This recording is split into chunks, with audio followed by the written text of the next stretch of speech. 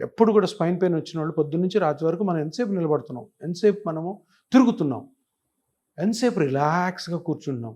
ఆ రిలాక్స్గా కూర్చోవడం మినిమం 12 అవర్స్లో 6 అవర్స్ కానీ 4 to 5 6 అవర్స్ ఉండాలి.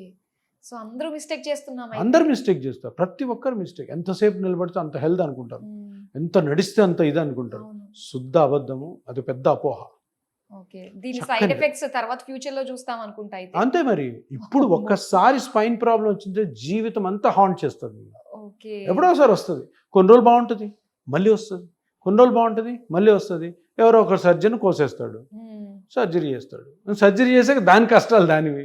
ఓకే, ఇప్పుడు ఇందులో మనకి L1 L2 అని చెప్పేసి ఏదో ఇప్పుడు చాలా ఇంపార్టెంట్ క్వశ్చన్ అంటే, సరే బ్యాక్ పెయిన్ వస్తుంది సార్, మరి బ్యాక్ పెయిన్ అంటే ఏమేమి కారణాలు వస్తాయి, ఏమేమి? నేను ఇంతకుముందు చాలా ఇంటర్వ్యూస్లో చెప్పాను, మోకాలికి నొప్పులు 5 స్ట్రక్చర్ వల్ల వస్తాయి. Bones, muscles, ligaments, cartilage, meniscus, అంతే. ఇంకా అక్కడ ఏమి ఉండవు. స్పైన్లో అట్లా కాదు, కొన్ని వందల స్ట్రక్చర్స్ ఉంటాయి. Okay, hundreds of structures. Bones ఉంటాయి, లిగమెంట్స్ ఉంటాయి, కార్టిలేజ్ ఉంటుంది, డిస్క్ ఉంటుంది, జాయింట్స్ ఉంటాయి, మజిల్స్ ఉంటాయి, నర్వ్స్ ఉంటాయి.